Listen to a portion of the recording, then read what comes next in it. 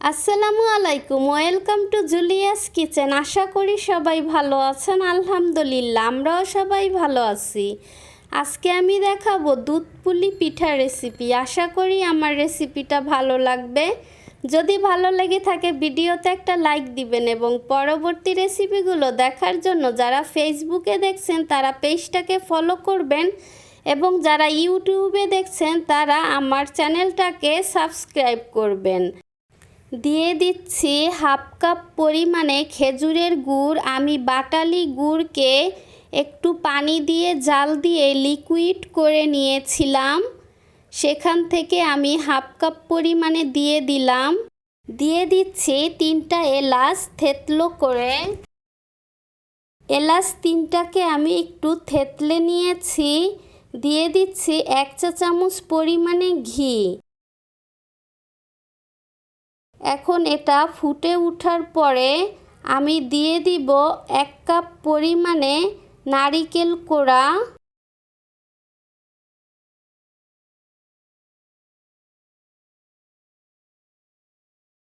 এখন নেড়ে চেড়ে দিচ্ছি, নারিকেলটা সিদ্ধ করে নিব।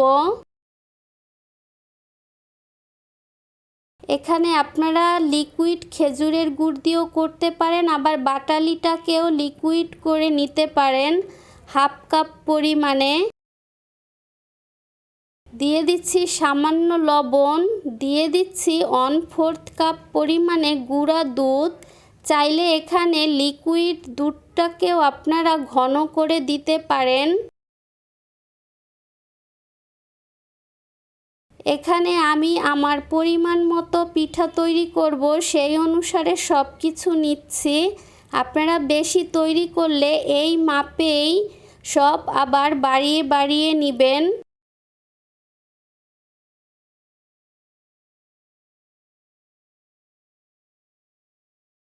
এটা সিদ্ধ করা হয়ে গিয়েছে, এখন আমি নামিয়ে ফেলব।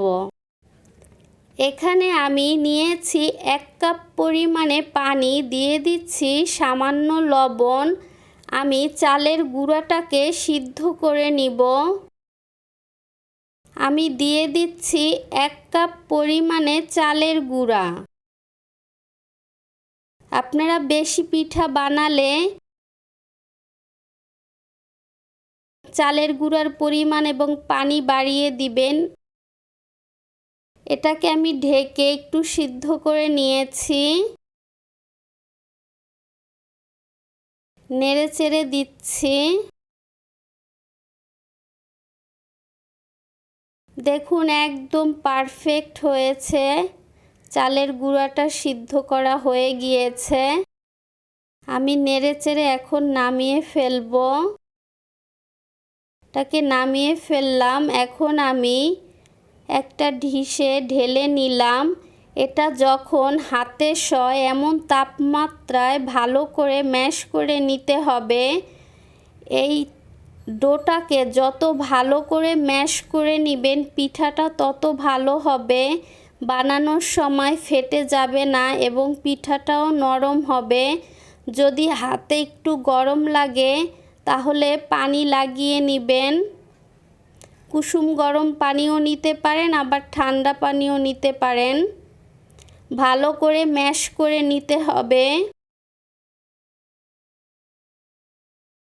ম্যাশ করা হয়ে গিয়েছে।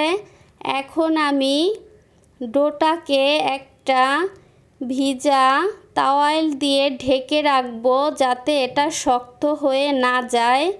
এভাবে ঢেকে রাখলে ডোটা নরম থাকবে।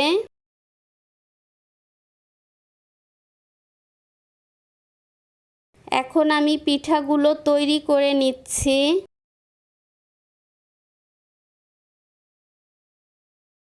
হাতে একটু চালের গুঁড়া লাগিয়ে নেবেন, তাহলে হাতে লেগে যাবে না।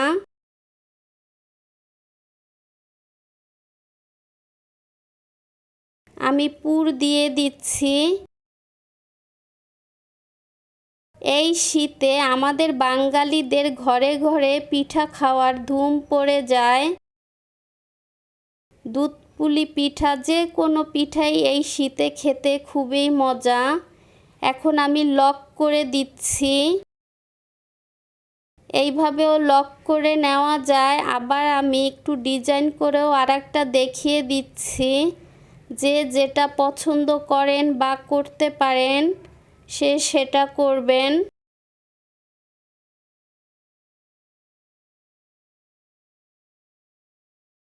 সবাই একটা লাইক দিয়ে দিবেন। যদি রেসিপি ভালো লেগে থাকে লাইক কমেন্ট শেয়ার করবেন ফ্যামিলি ফ্রেন্ডসদের সাথে। আমি আরও একটা দেখিয়ে দিচ্ছি। এটা আমি একটু ডিজাইন করে লক করব।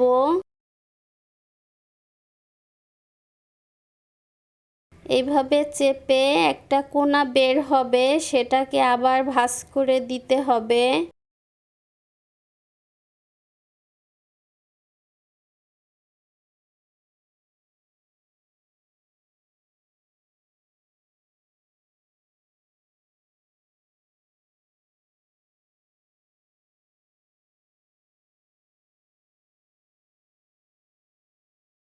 এইভাবে আমি ডিজাইন করে নিয়েছি। আমি সবগুলো পিঠা তৈরি করে নিয়েছি। কিছু পিঠায় আমি ডিজাইন করেছি, কিছুটাই করিনি।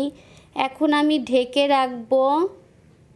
এখানে আমি নিয়েছি 1 লিটার তরল দুধ। দুধটা যখন কুসুম গরম হবে তখন আমি দিয়ে দিব এর মধ্যে হাফ কাপ পরিমাণে গুঁড়া দুধ।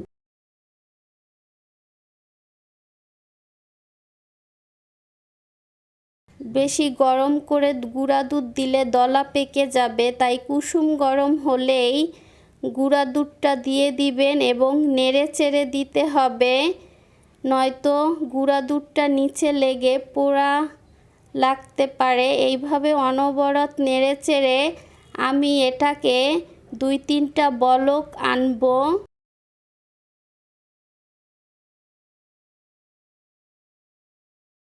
এখন আমি চুলার জালটাকে বন্ধ করে দুধটাকে কুসুম গরম করে নিয়েছি, কারণ খেজুরের গুড় গরম দুধে দিলে দুধটা ফেটে যেতে পারে।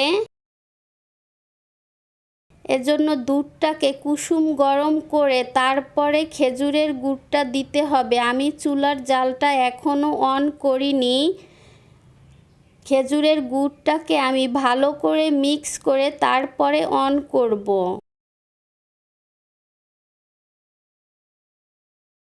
এখন আমি চুলাটাকে অন করে দিয়েছি।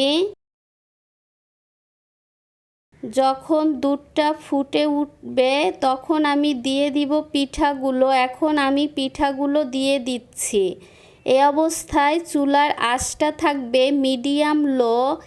বেশি আঁচে রাখলেও পিঠাগুলো ভেঙে যেতে পারে, তাই মিডিয়াম লোতে রেখে পিঠাগুলোকে দিতে হবে।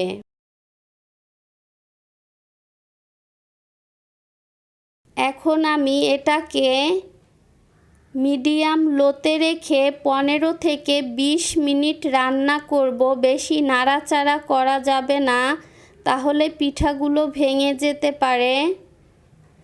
আলতো করে নেড়ে চেড়ে দিচ্ছি।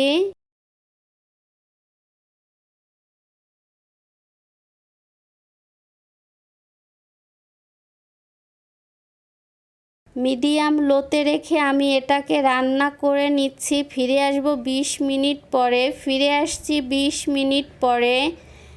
আমার পিঠাগুলো একদম সিদ্ধ হয়ে গিয়েছে। আমি দেখিয়ে দিচ্ছি। দেখুন কতটা সুন্দর হয়েছে পিঠা, একটা পিঠাও ভাঙেনি এবং দেখেই মনে হচ্ছে যে এটা খুব নরম একটা পিঠা হবে। ঝোলটাও ঘন হয়ে গিয়েছে। এখন আমি চুলার জালটাকে বন্ধ করে দিলাম। এটা ঠান্ডা হলে আরও ঘন হবে। এখন পরিবেশনের পালা। রেসিপিটি দেখার জন্য সবাইকে অসংখ্য অসংখ্য ধন্যবাদ। যে যেখানে থাকেন ভালো থাকেন, সুস্থ থাকেন। আমারও আমার পরিবারের জন্য দোয়া করবেন। আল্লাহ হাফেজ।